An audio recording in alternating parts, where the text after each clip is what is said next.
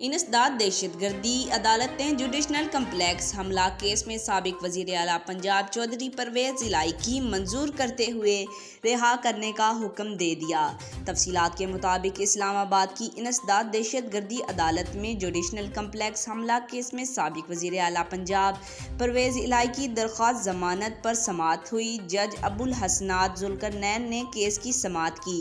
चौधरी परवेज़ इलाही के वकील बाबर अवान और वकील सरदार अब्दुल रज़ाक अदालत में पेश हुए। प्रोसिक्यूशन ने बताया कि केस का रिकॉर्ड आज पेश कर देंगे। चौधरी परवेज़ इलाही के वकील बाबर अवान ने दलाइल देते हुए कहा कि चौधरी परवेज़ इलाही नामजद मुल्जिम नहीं हैं, इनका कोई किरदार नहीं बनता है। चौधरी परवेज़ इलाही नामालूम आदमी नहीं है। पुलिस ने इस केस में कोई तफ्तीश नहीं की। बाबर अवान का कहना था कि पुलिस 70 दिन के अंदर अबूरी चालान जमा करवा सकती है। परवेज़ इलाही की जाए वक़ुआ पर कोई मौजूदगी साबित नहीं है। इनका कहना था एहतजाज में हिस्सा लेना भी साबित नहीं। इस FIR में नामजद तमाम मुल्जिमान जमानत पर हैं। जिन मुल्जिमान की जमानत इस अदालत ने मुस्तरद की, इन्हें हाई कोर्ट से जमानत मिल गई।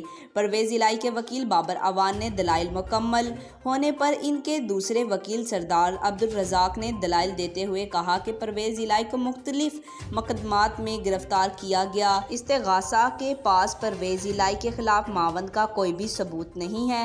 चेयरमैन PTI और असद उमर समेत दीगर मुल्जिमान को भी जमानत मिल चुकी है। आज तक के लिए इतना ही। जाते जाते आपसे गुजारिश है, वीडियो को लाइक करें, चैनल को सब्सक्राइब करें, दिए बेल आइकन को दबाएं और कमेंट में अपनी राय का इज़हार ज़रूर करें।